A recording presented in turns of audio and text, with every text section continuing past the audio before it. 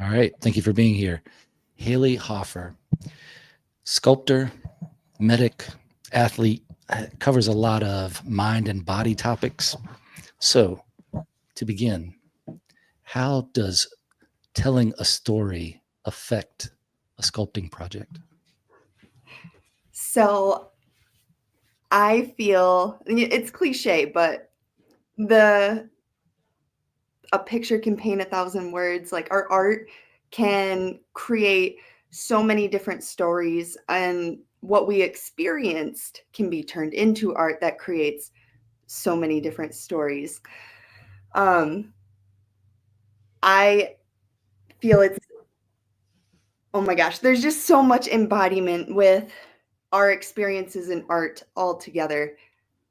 We have the ability to connect with someone emotionally, and it's all subjective, so you never know like what someone else is perceiving based on what your actual intention is. So storytelling, I feel, is key when it comes to art, when it comes to expressing our true selves, who we are, as well as connection with other people. So I just, When you when you do sculpting, what's your favorite or most often the medium you use for that? Is it stone, clay, something else? so right now I've been focusing mainly on resin and plaster. So I do a lot of mixed medium work, and it's a combination of whatever I feel in that moment. I am a very intuitive based creative. So I like to experiment a lot and embrace that inner child mentality of not trying to be a perfectionist and allowing myself to be creative.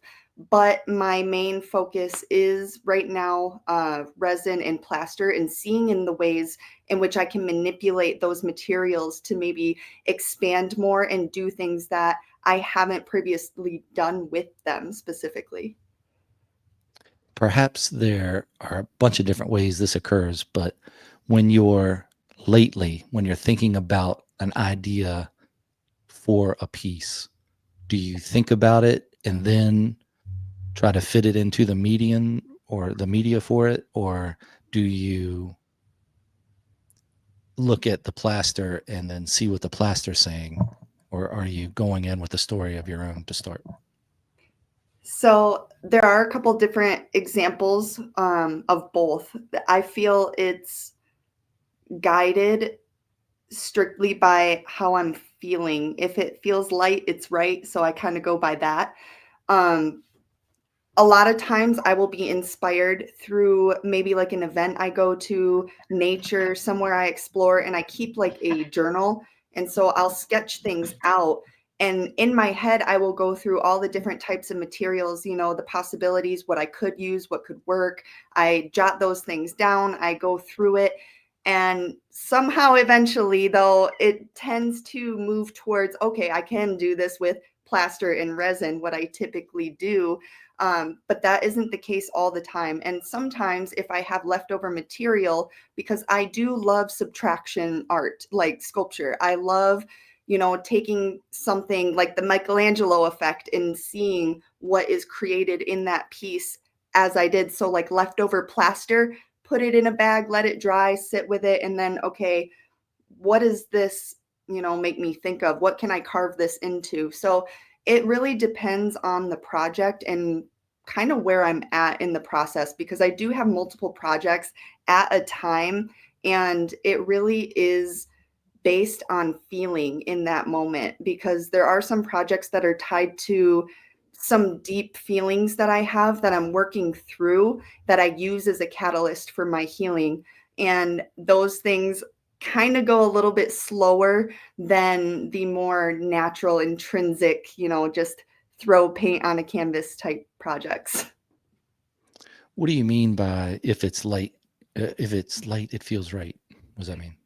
So in my heart space, like my chest, if I am thinking about something, if I am putting my mind to a project, whatever it may be, and I am trying to pretty much meditate to get an answer, I will focus on that space in my heart. And if I'm feeling light about it, like it just takes me up, it excites me, it feels fiery or passionate, then I will go forward with it. But if it starts making me feel like I'm shrinking inside or that I'm getting anxiety or feeling like heavy and drawn down, then I know that's a sign for me to maybe think about the project in a different way, come to a new perspective, putting myself in that observer position to see things differently. Because The Artist's Way was a book that really impacted me too. And that was about taking, subconscious practices like automatic writing and to tap into that creative parts of self and being able to express ourselves differently. So tuning into your heart space, if it's light, it's right, is kind of my like go-to. Do you have times where you do the heavy art then? Like it sounds a little Harry Potter, but dark art?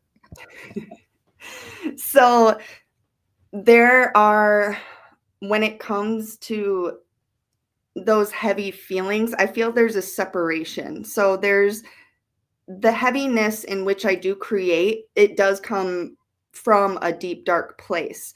Now, what I mean by if it's light, it's right is if the material, if the project I'm thinking of in constructing and how to construct or the ways about going through it is my decision making process, if those two things make sense, because a lot of the art that I do now, it is specifically tied to that, darkness that I mentioned from my past and the healing part of it. So it takes time and discernment to pick, okay, when's a good time to focus on this, because the energy is different, working on something where I'm just freely working with no control, no expectations, nothing, then it turns out completely different than something I'm trying to focus on that dark part of me internally in order to transmute into something that's more light. So for a while, I've been trying to think of a definition of art. And then I wanted it to be as simple as possible, but cover as much as it could. And then I think now, after talking to a bunch of different artistic people, especially different like painters versus sculptors versus writers, like in my head, art is painting, but sculpting is in there. And I think it's just from when you're a kid and you think, oh, we're going to go to art class and we're going to color or do something with crayons or something. So that seems like art to me, but I still think all of that stuff falls under art, whether it's martial arts or your painting or whatever else you're doing. So my definition that I've come up with after thinking a while about it is art is creativity made manifest. I think that definition falls short when it comes to the types of things that you're doing art for. So what is your definition of art, if you thought about it at all? Or Oh, absolutely. And, this is like a continued conversation in academia, So personally, from my experience and what I've been through and how I've created and how my creation has changed, I consider art similar to exactly what you said, but it's mind, body, and soul, all one. It's all connected. It is creation. We are the creators. Our minds are putting whatever it is, our bodies, our style, our houses, every little detail that we are imagining is art. It is creation. And there, I feel, are no limits except for the ones we put on ourselves in that. So when I was thinking about what I think a sculptor's mind might be different. I think every person with a different little way they engage with art has a different perspective of it. I like that. So I'm thinking, if I'm a sculptor, what am I, how am I describing what I do to people? And not do to people, but what I do to people. Um, so the words I was coming up with were things like revealing, interpreting, encoding, encoding in such a way where you're trying to make this piece that you're putting your expressions into, and then it's like a message to someone else. They might see it a different way, Mm-hmm. but for you, when you look at something, your interaction with it is how it's encoded for you. But I don't know, do you think there's much of the expression and healing or portraying and understanding that goes into your art? Are those good words to use to describe it? I think so. I think also too there's a part of conditioning which we are all subjected to through society, our environment, our culture. Everything around us is impacting the lens through which we see life and through how we see art. And art is life. It's all around us. It impacts us at all times. And being a sculptor, I see it in a deeper level of not just sculpting physically, but yeah, that creation of conditioning emotion, creating energy, creating movement, but from the heart and also internally, because we can construct, like I said earlier, our bodies, and that is a part of the process, is what's going on internally. So really those keywords are pretty on point because we're trying to create this perspective, this understanding that allows for deeper empathy and connection. And when you talk about negative or negative sculpture or whatever, where you have, I guess that what that means is you have this block of something and you're taking some things away from it to make reveal whatever it is that's trapped in there or Mhm. whatever it is you see in there. What's that process like? How's that different from taking plaster and resin and forming it into something versus carving it out of something? Ooh, I love that. So there's, we got sculpture in the round, creating, and that I feel you are taking bits and pieces. There's that illusion of control, but you are making the decisions in that moment of what to add to. And the difference with subtractive sculpture, the relief carvings and all of that, is you're taking away.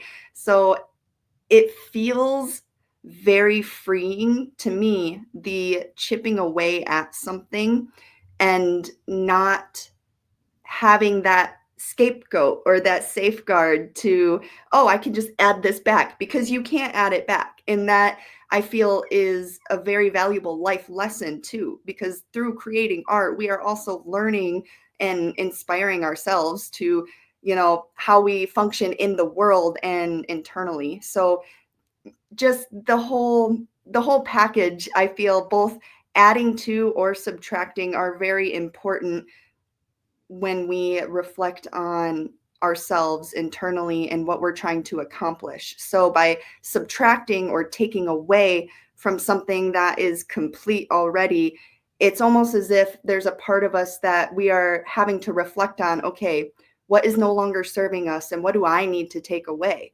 If we're adding to, okay, I see that as, what is it right now in this moment that I feel I need to add to? What do I need to change about myself in order to become the desired individual or being that I am trying to be? So they're two completely like different, acts and tools to use that also, I feel, mirror internally what we are trying to accomplish.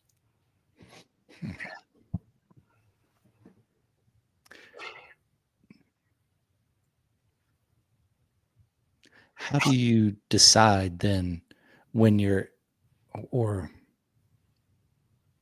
maybe when you talk about being in having the feeling for a certain type of medium or using art in a certain way, whether you're chipping something away, adding or creating it on its own structure, how do you know the feeling for each one? Is it something you've just gotten used to, or is it something that you say, I feel like doing this type of art right now, so I'm going to try to hone in on whatever that feeling is versus the other? Like, can you decide which one you want to do? Can you lean towards one, and then that creative muse, if you will show up for that versus another piece? Like, do you start working on one and then go, I'm not feeling this right now, and you start working on another one? How often does that happen? Yeah, for me personally, that happens all the time, and that is a great sign of resistance internally, that I am not open to receiving or addressing certain issues. So I have that choice. Okay, I can continue to press on and work on this project and face whatever I'm experiencing internally and finish the project, or I can start a million other projects and try something new and see whatever excites me.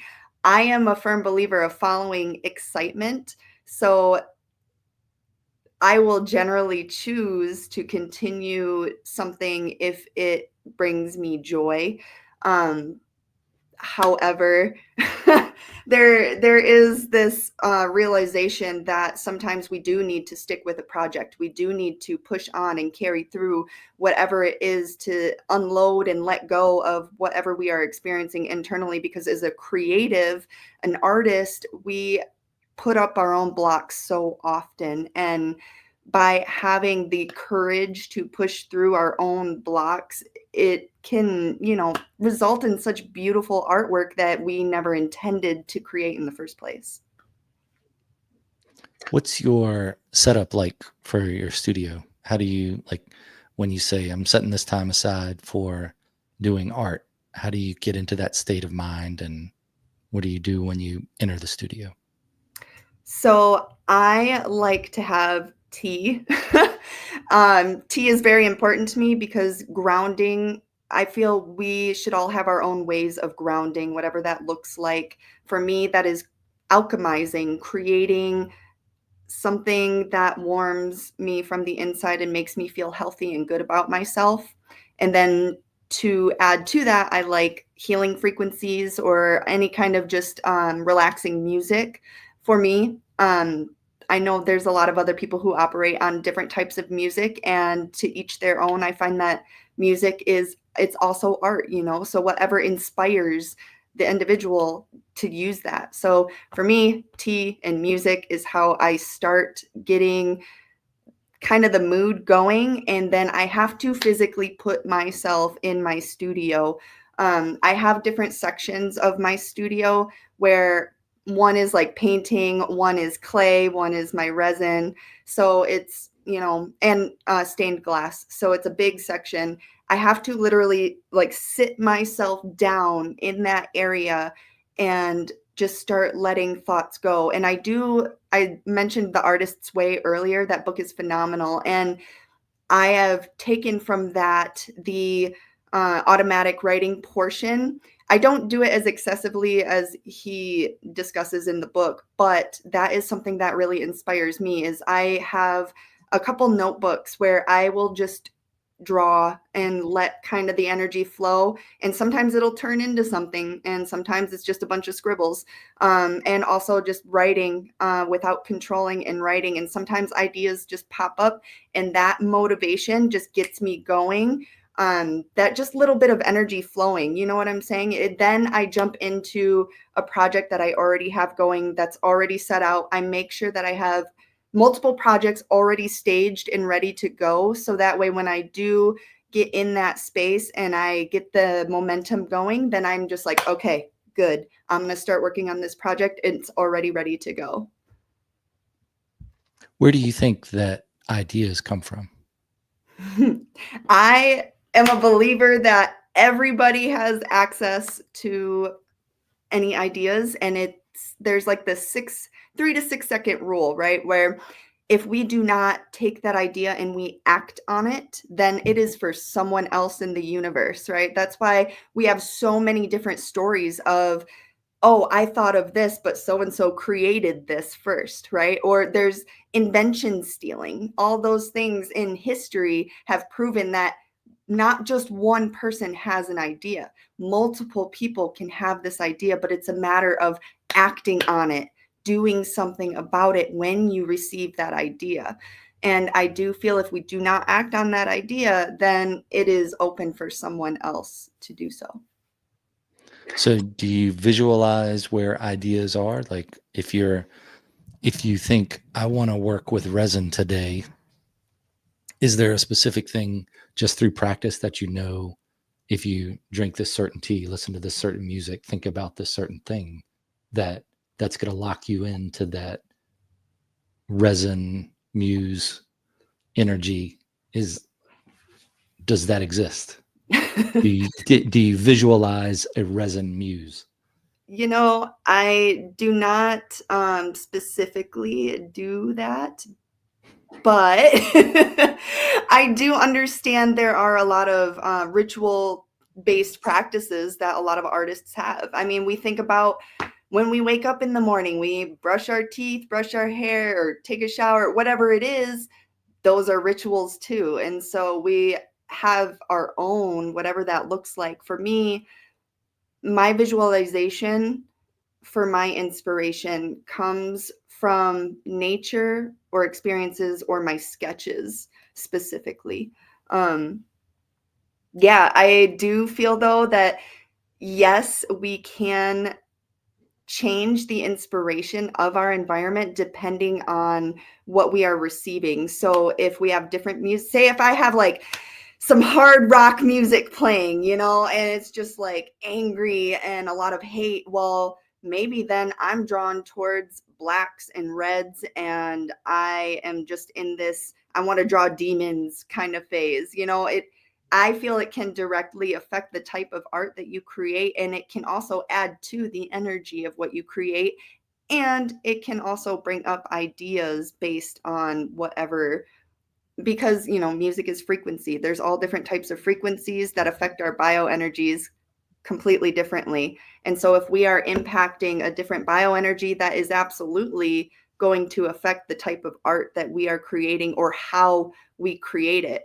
When I was a student at Augustana, my drawing teacher, he had us draw with different types of music just to prove a point that every type of music changed the way that we moved. You know, sometimes it would be really short or sometimes it would be more flowy, but it would go with the music. We would all individually have our own subjective reactions to the type of frequency and how we portrayed that through our art. I agree. I agree. When I was in the academy and we were doing short pursuit courses, this is police academy.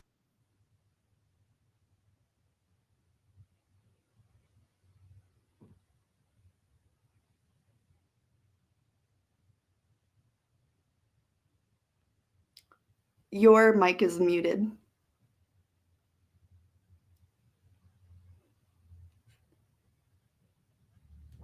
Thank you. The brilliant story that no one heard. Okay. Was it muted the whole time? I heard the police academy and then it Okay. went mute. Okay, here we go. Sorry about that. So we had this thing called the short pursuit course, and it was a course with a bunch of cones and a bunch of turns and some technical driving, some faster driving, all in this area the size of just a normal size parking lot, maybe a couple, maybe a 2 acre, that's probably too big, maybe a 1 acre course. And the first time you go through, it's a daytime, you're going through at a regular speed, it's the first time you've been there, and you don't have lights or siren on. And then you start to build up towards, it's night and now you have the lights on and you go through it, and then it's night, you have the lights on and the siren, and it does affect how fast you go and how many cones you hit for sure.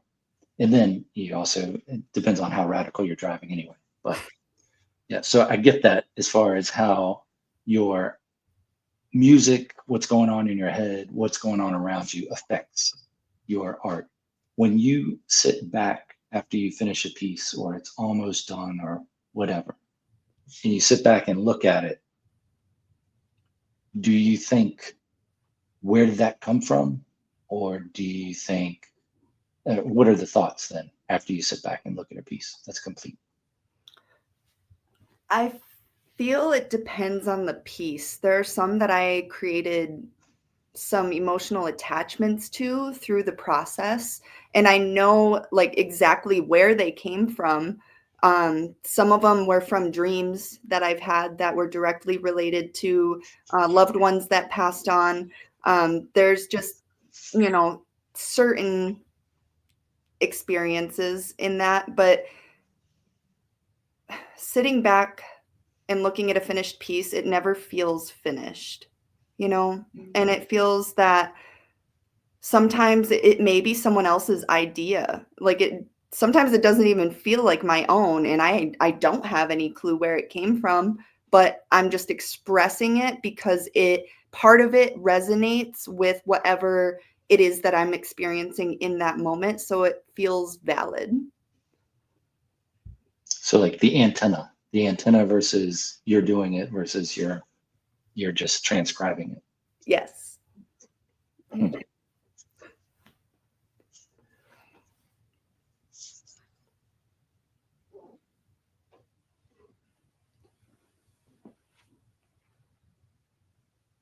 All right. That's some stuff to think about. All right, so we talked about sculpture. We'll probably talk about it some more.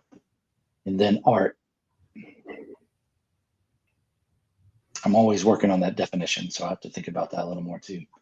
How much does your life experience affect your different types of art, do you think?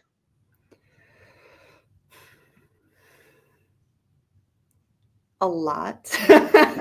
So I love that you bring this up because this is something that's been on my mind recently. Because when I was growing up, drawing initially was something I absolutely loved to do, but I was met with a lot of judgment and um, rejection in a way from students, from other, peers. And this was when I was really young. So I was very impressionable and uh, a child that wasn't particularly seen or heard at home, situation. So I used drawing as an escape, which now drawing is I'm trying to get back into more, but it's something I hold a blockage to that I'm working on. But I do use it more often in my sketches, which I feel is wonderful progress that I'm making.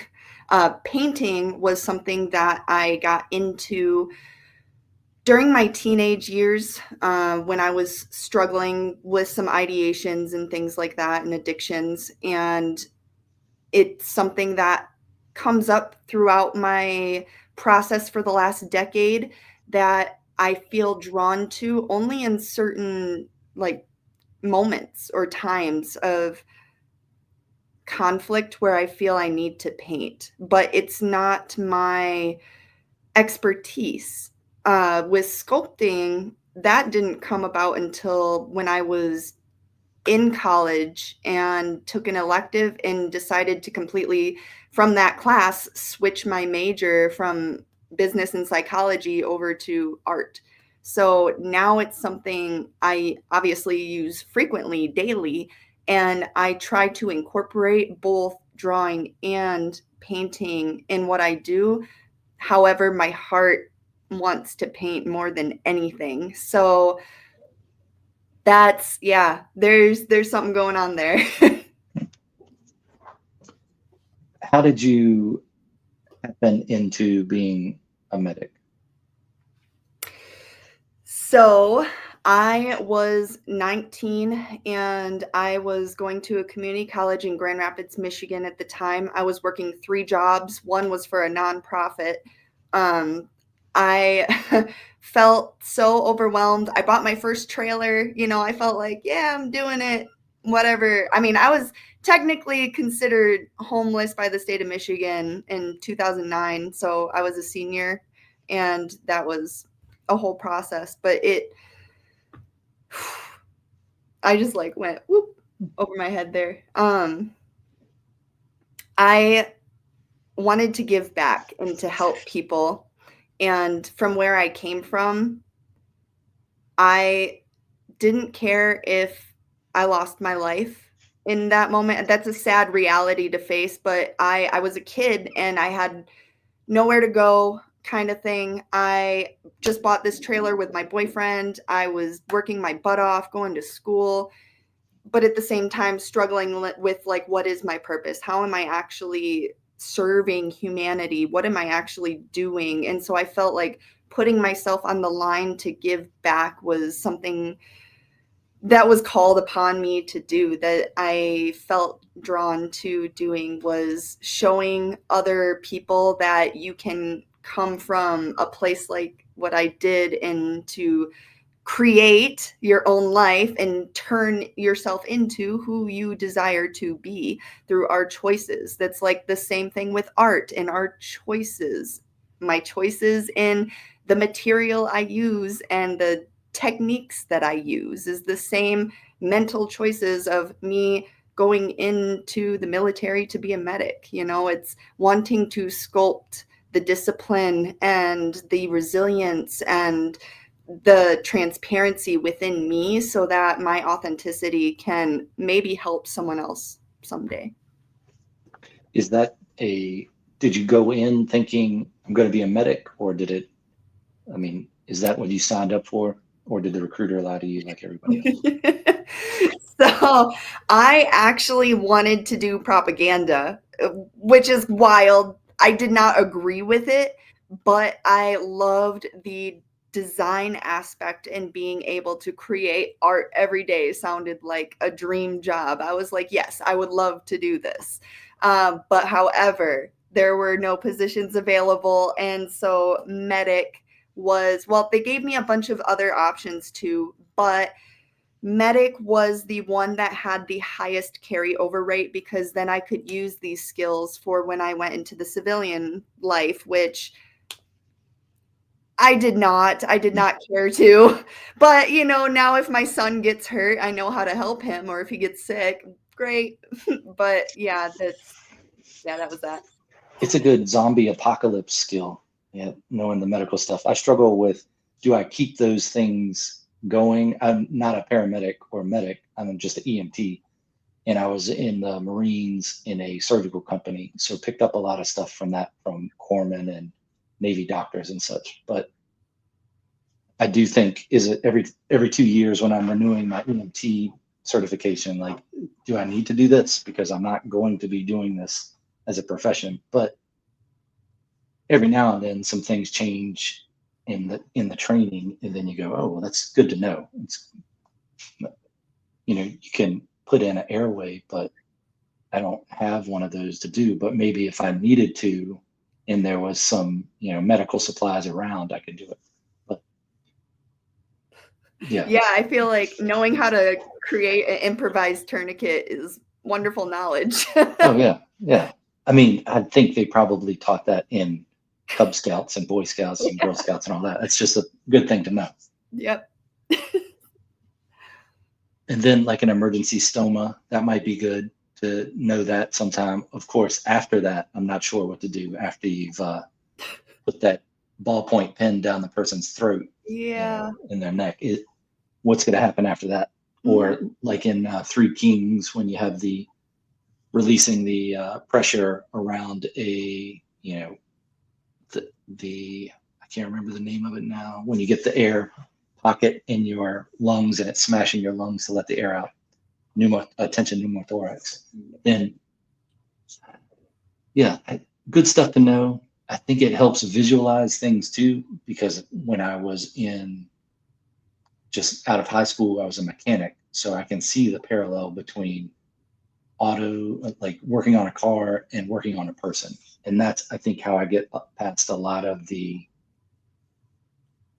getting grossed out, if you will, by blood and guts, is that you just think, oh, this is like a car. This is just oil, and go ahead and do your thing, and then worry about the visuals that you can't get rid of when you close your eyes later. But how long did you do the the medic thing? I was only in for 4 years and 6 months or so. So I only did one term. Was that like a year of training though for that? How long is that medic school? Yeah. Yep, the medic school. That I was a year in Fort Sam. Okay. I did my motor T stuff because I was just a driver, because I went in as a combat engineer, and then in my contract it said combat engineer, and then another part it said field radio. And at the end of, it's probably similar in Army than it is the Marines, when you go in towards the end of boot camp to the master sergeant's office, and the master sergeant says, okay, here's your contract. This is where you're going to go. The master sergeant's like, look, your contract says field radio. Your contract says combat engineer. So your contract is void. Your open contract. And then I thought, oh, infantry. That's not bad. I'll do infantry. And they said, he goes, no. So what we need now are drivers. So you're in motor T. And I was like, oh, God. But as I look back on my life now, I think if I was going to have an objective look as to professionally and what I enjoyed the most, it's driving different things, motorcycles, airplanes, cars, trucks, whatever. So, okay, driving, that was good.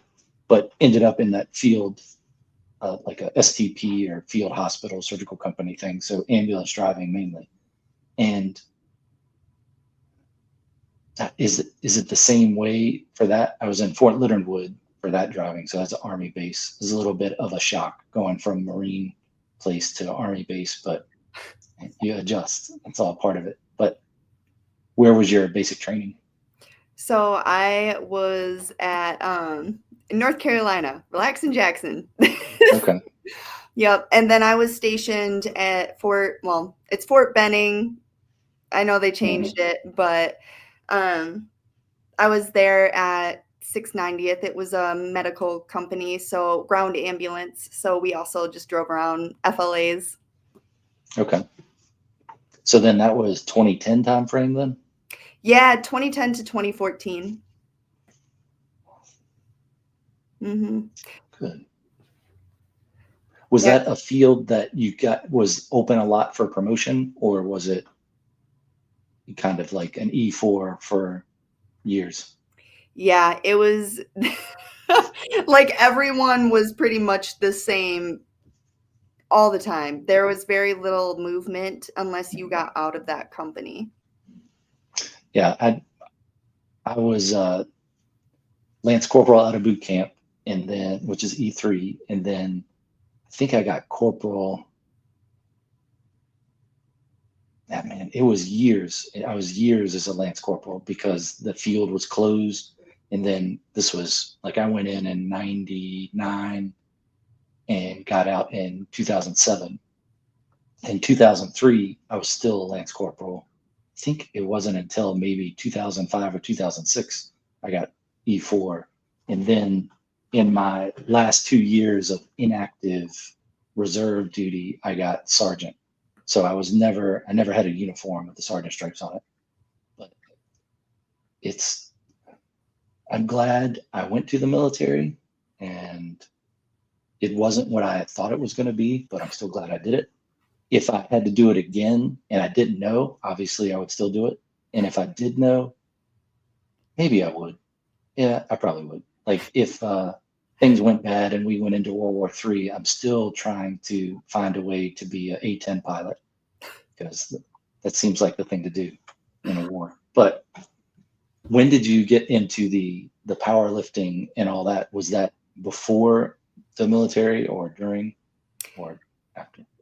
So it happened afterwards. Also, I just want to say thank you for serving. You to also inspire me because I want to be a pilot. Like that's always been like, I want to be a pilot. So anyway, It's an expensive hobby. yeah, That's fine. Like yeah, if I had it to do different, I would have tried to have done that going into the military, because I think yeah, that's just the way to get it done. But like a private pilot's license costs, after you do everything, and this was back early 2000s, was I think it was about 10,000 of like ground school, renting the plane, having the flight instructor, paying for everything, like from I think I'm going to be I want to fly to I have the license, private pilot's license, was about 10,000. So it's pricey, and for sure now it's probably a lot more than that. But yeah, yes, you can go out and pick that up. I think the best thing I learned in flying, two of the best things. One is you learn how to see things a lot better. Like when you're up in the sky and everything looks the same and you're looking for other planes, your observation level it's greater than anything I've ever had just walking around. So makes you see things better. And then the other is just realizing that you have to act. So when the first few times flying up there with the instructor, and you're like, oh, okay, this is good. Why doesn't everybody have a license for this? Think of how quick we could get to that place and how quick we get to that place. yep, And then when you're in there by yourself, it sets in, if it didn't set in already, which is this is why people all over the place don't have a pilot's license, is because if you don't do something complicated system or chain of events, you're going to die. yeah, So now it's not like, and I guess in a car, you could die in a car just as easy, but you don't have, you're not going to fall out of the sky in a car. You're not going to have like these invisible wind shears that just throw you into the ground or spin you or whatever. So yeah, I'm maybe you would say a beginner pilot, if anything, and I haven't flown for a long time, but it's a skill I think that I feel better riding in a regular airplane now, because if somebody says, is there a pilot on here? I go, right here, I can land this. I fly Cessna, so I can fly this. Let's go. Let's do it. It's better than just we'll fall out of the sky. But yeah. it's good to know those things. Like it's just like the tourniquet. Like, what are you Mhm. gonna do? Do you let the person bleed out, or take your belt off and throw a stick in there and spin it around? Yep. Maybe you don't know to write the tourniquet, the T and the time on their forehead so people know, but yeah, that's okay. That's a finer point. Anyway, thank you for your service as well. Oh, Now, back to proceed. yeah.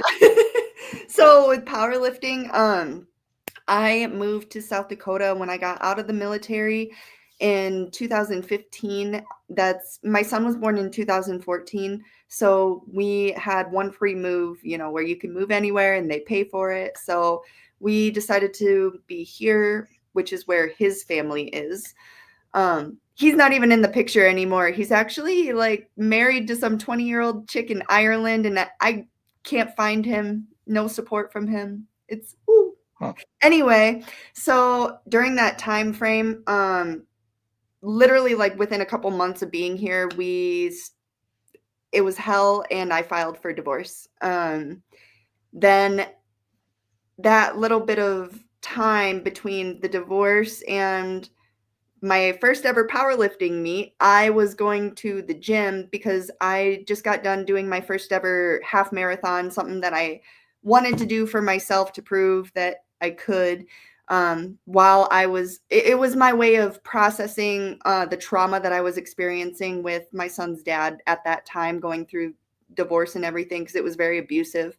And so running was my escape. And through that, at the gym from running, I met this gal who introduced me to powerlifting. And from there, I met a wonderful coach who, like, wow, everything just fell into place one after the other. And I just kept putting myself in these positions to accomplish, I suppose, that, I've never squatted, a plate before. I don't even know what that is. And going to now I can squat 3 plates, so it's like it was all inspiration through other people just by putting myself into situations that, like I said earlier, excited me. So I was excited from being at the gym and running and seeing how, my body was improving, how my breathing was improving. And it was just like the same thing when I was in the military and going through training. You start seeing changes, you feel better.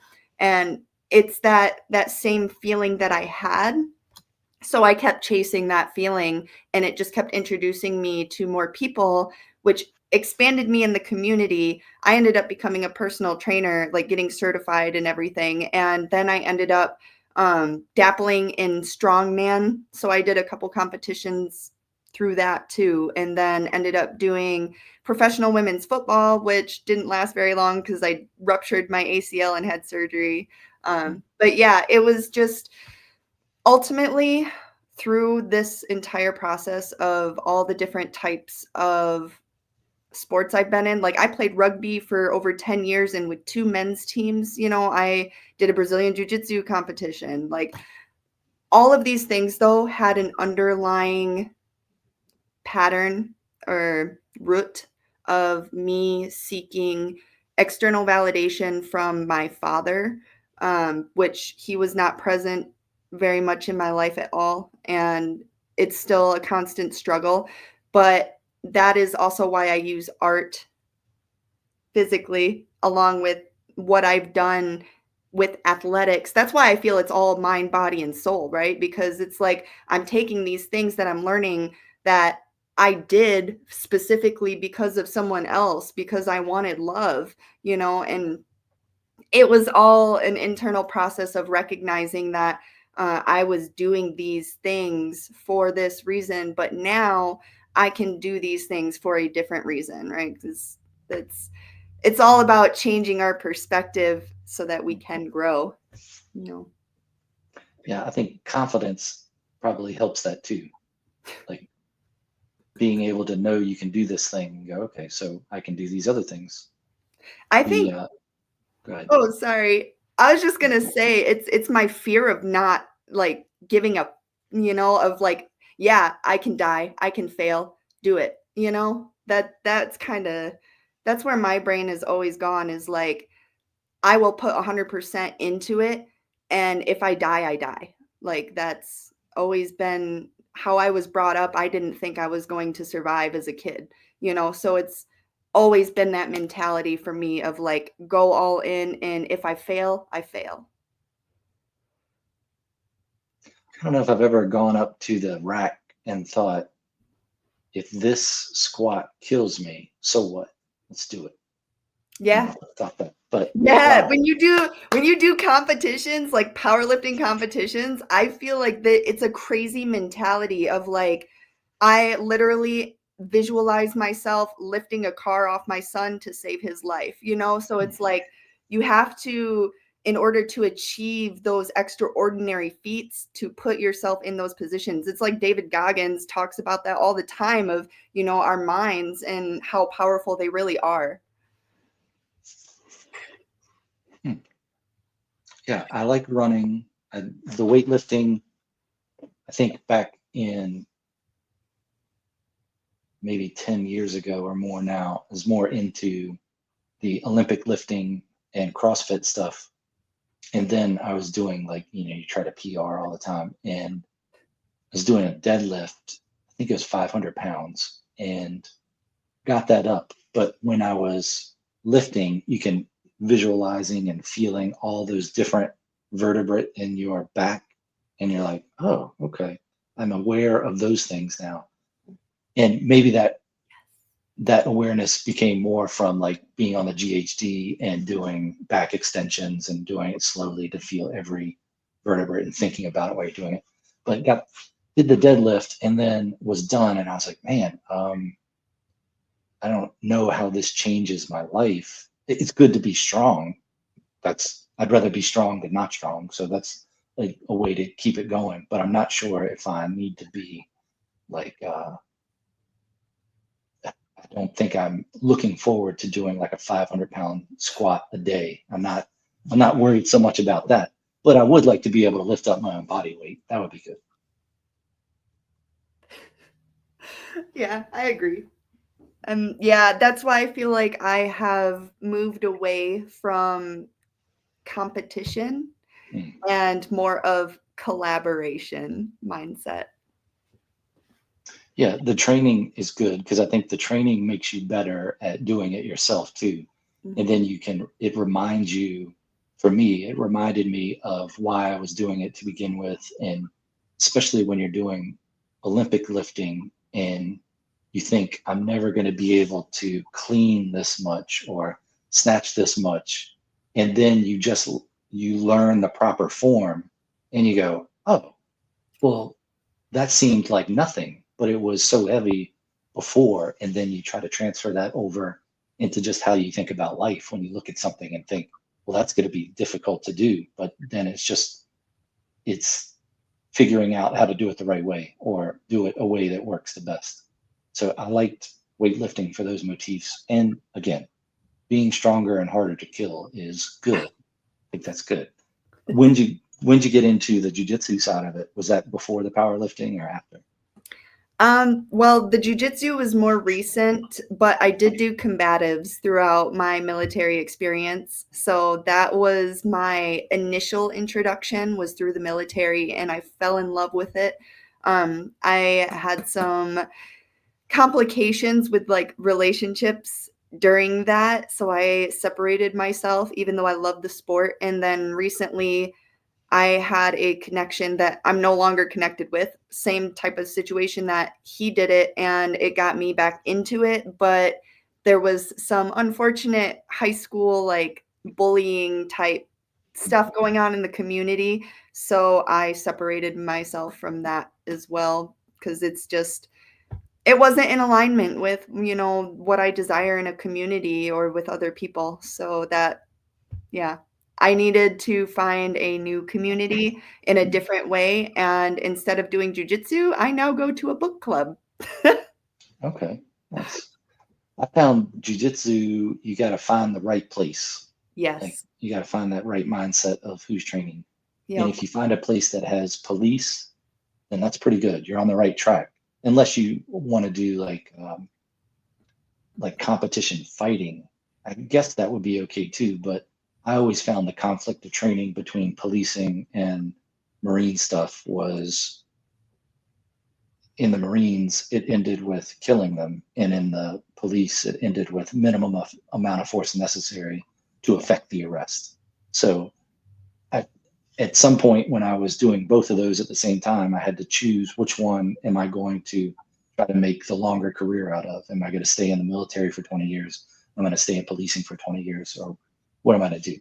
I liked policing better, best job I ever had, and that's the one I chose to go for the longer time. But with jujitsu, I wish I knew that or was introduced to that when I was younger. Like an 18-year-old me starting that, wow, that would have been great compared to like a 30 or 40-year-old me starting it. And in policing, it we learned like wrist locks and things like that to arrest people. I think that's more of the Japanese origin of jujitsu and not as much ground fighting. And then in the Marines, it started when I was in, it was called line training. And then when during the time I was in, it's turned into Marine martial arts, which was very similar to the line training. It's just different name. And maybe, well, it all ended with stomping on the person's face. I mean, that's how all your moves ended. And you're not going to use that in the civilian world, although they say you can use the hammer fist in a club. But it's that was just the Marine instructors that were telling us that. I never had the opportunity. But the jujitsu, when I started doing that, we moved out west after I was finished policing, and then I started working for uh, DPSST in Oregon, which is where they train law enforcement and other like parole and probation, and got introduced to the jujitsu. Man, wow, is pretty great. I wish I knew it when I was policing. I wish I knew it when I was 18, as I said. But then when we came back over to the East Coast, I found a good school to go to, and I've never gotten anywhere past white belt. because I'm not doing it currently. But what a great thing for confidence if you're a kid, and just teaching that self-control of, you don't want to, jujitsu is, you're pretty much, if you're good at jujitsu, you're probably going to be able to kill anyone you want. But that's not the goal of living. That's just a tool, like being able to fly a plane or knowing how to use a tourniquet. It's one of those things that if you need it, you have it. Yeah. But it also, I think, taught me how you don't want to ever get in a fight. Anybody can lose on any day. You can be unlucky. And it's just, I think that's where the confidence comes from, because you have a little bit of jujitsu, you've got it over a regular person, no doubt.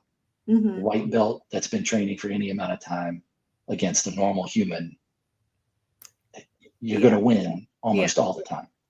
But you also know that you can get destroyed by someone that's not as big as you are and not as strong as you are. But I think if you went from the powerlifting world and from the running and all that, so you're in good physical fitness and you started jiu-jitsu, wow, what a great starting off point for it, just because the strength helps. I mean, you're going to want the technique, but yeah, I've been destroyed by people that weigh a fraction of what I weigh. And they're like, oh, how does this happen? But then you just got to keep going back, and basically you're just getting choked. Yep. Yeah, it's really easy to fall into a trap. Yeah. But good lesson for life. I would recommend it to anyone, sports and some sort of martial art. Although I think jiu-jitsu is probably a pretty great one if you're just going to do one. Yeah, I agree. Has that turned into any other, like Muay Thai or boxing or any other martial art?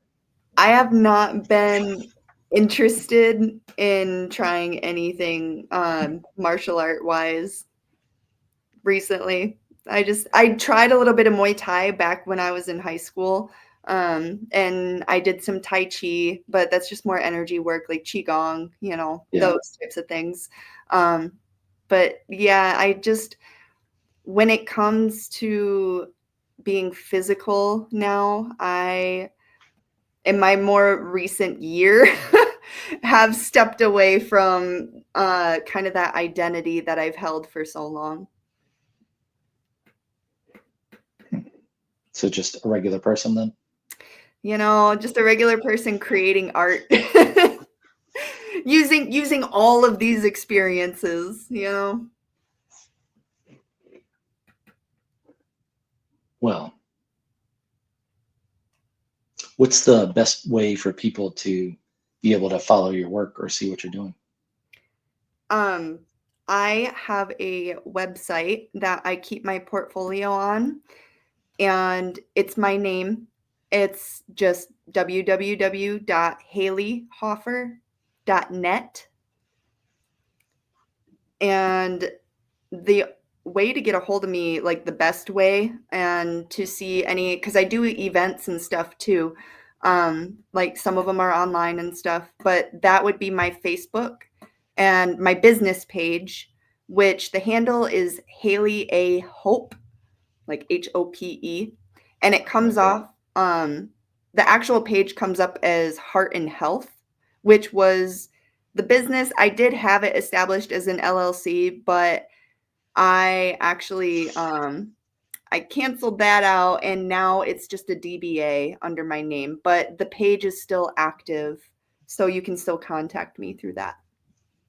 Are you keeping it up to date, or is it just active and has information on it, or do you post on it? I post on the page, yep, and any events and stuff I do, I also post on that page. If I have any art, I do TikTok too. My TikTok is just haley.hoffer, and that's more of my spiritual side of stuff though, but I will do art projects on there too, and sometimes take those and just share, across platforms. Okay. I have the link for your TikTok is also linked, as well as your Facebook, on your website. Oh yeah. And in the show notes, I have those links as well. So if people want to check those out, they can. Sweet. Do you have anything you wanted to talk about that we didn't, or any thoughts in closing? Mm, no, I don't think so. I feel like that was very well-rounded as far as capturing, I just keep saying like mind, body, and soul of all these experiences that we have and how it is all intertwined and connected with what we create. Are you still running regularly? No, because I just had, I'm within a year of recovery from my ACL surgery that I had. It was a complete rupture, so they used a quad tendon for grafting, and I had a meniscus repair and MCL repair. And so now I jog and I ride the bike. Okay, that's good. So yeah, I'm just getting back into like heavier lifting finally. Okay. Well, best of luck with that. And thank you very much for coming on and talking today. Again, those links are in the show notes for anybody that wants to check them out. Wonderful. Thank you for having me. This was a wonderful conversation. Yeah, it's good times. All right. I'll talk to you on the other side of this musical exit. Okay.